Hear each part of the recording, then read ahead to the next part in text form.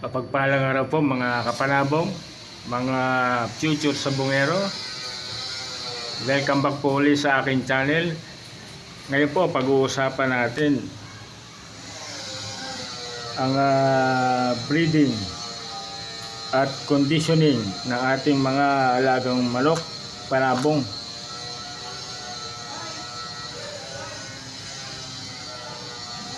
Napaka-exciting ng pag-uusapan natin dahil sa kombinasyon na gagawin natin sa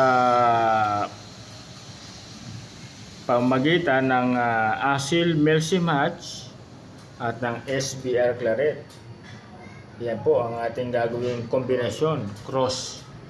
Ko-cross natin yan, dalawa na yan.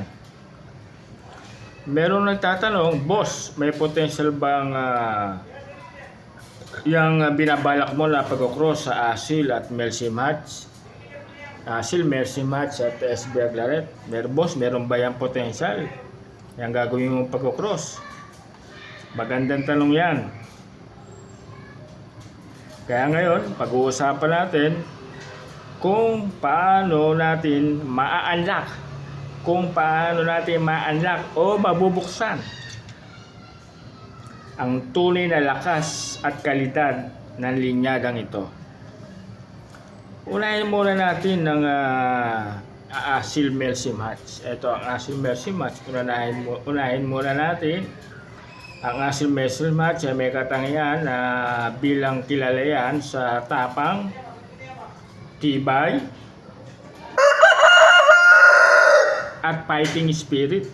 Samantalang tong SBR Claret,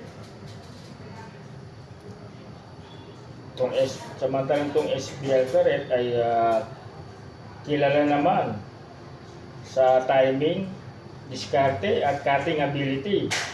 Kung iisipin mo, perfect na pambalanse yan sa power at style. Ang goal natin dito ay makuha yung tamang blend mula sa Asil Melsim Hatch at gusto natin yung tibay at composure. At mula naman sa SBR Claret, gusto natin yung bilis at accuracy sa palo. Pero siyempre, hindi lang basta i-cross natin ito ng bahala na. Dito pumapasok yung salitang unlocking the potential. Ibig sabihin, dapat alagaan at i-develop ng tama para lumabas yung tunay na kalidad ng ating i-breed.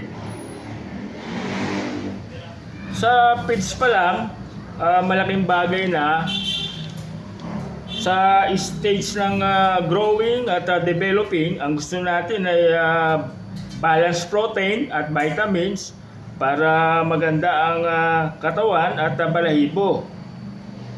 Pwede tayong gumamit ng pellet feeds na may mataas na amino acid. Tapos dagdagan ng mga supplement tulad ng Enerton. Yan ang aking pinapakain sa kanila, Enerton. Multivitamins, paminsan-minsan para sa recovery at immune boost. Pero tandaan nyo po huwag sobra ang pagpapakain. Ang manok ay parang atleta yan, kailangan balanse ang diet, hindi lang puro energy. Ito madalas nakakaligtaan ng iba yung tinatawag na temperament. Alam naman natin na ang asil ay medyo dominante at may tapang. Lalo na kung broodcock, kapag na-cross natin niya sa SBR Claret, may halong agresibo at pihikan. Kaya mula sa pagkabata pa lang, dapat sinasanay na sa handling ang ating manok para hindi sobrang wild o bugso ang temperament. Dahan-dahan lang natin na paamuin. Pagdating naman sa selection, hanapin mo yung mga anak na may balanced traits, matibay ang katawan, maganda ang stance, alerto pero hindi masyadong marahas. Sa mga stag fight o sa testing ng sparring, makikita mo kung sino yung may natural timing. at sense ng distance. Yun ang mga dapat mong i-develop, pasikreto ha.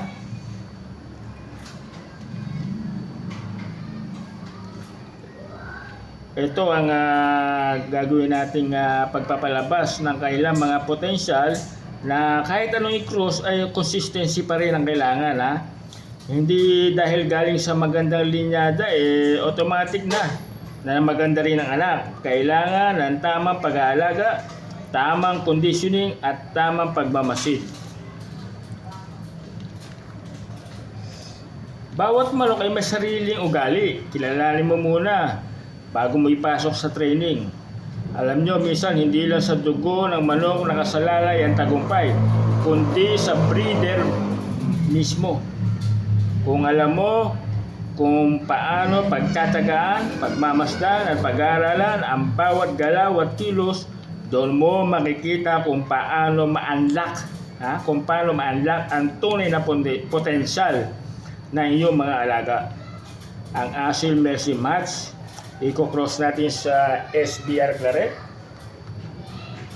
ay may tamang diskarte at may puso. Pero nasa atin pa rin kung paano natin sila palalakihin ng may disiplina at malasakit. Hanggang dito na lang po ha. Lagi niyo po akong abangan para sa update po ng ating journey, ng ating pag-breeding.